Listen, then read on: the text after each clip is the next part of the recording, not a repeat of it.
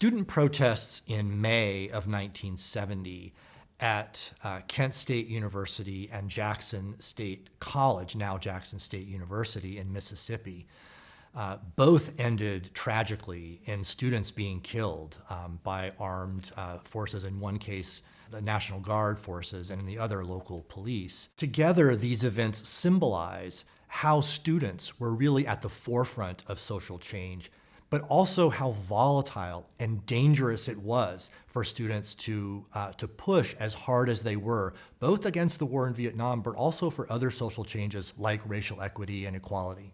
In the Kent State case, the precipitating event was the American invasion of Cambodia. Cambodia was a neutral nation adjacent to Vietnam.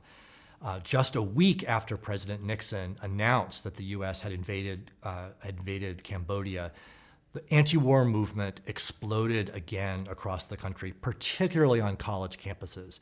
And the Kent State protests in May of 1970 were part of that larger nationwide resurgence of the anti-war movement at Nixon's announcement.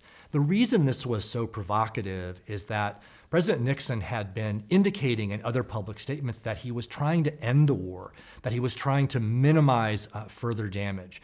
And to say then on national television that that the U.S. had invaded Cambodia convinced many Americans that in fact Nixon was not intent on ending the war, but that he was expanding it. During the student protests at Kent State on May 4th, 1970, 4 students were tragically shot by the Ohio National Guard.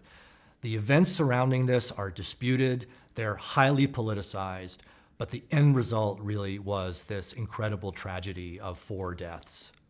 10 days after the events at Kent State, it was again students, this time at Jackson State College, who were marching and protesting.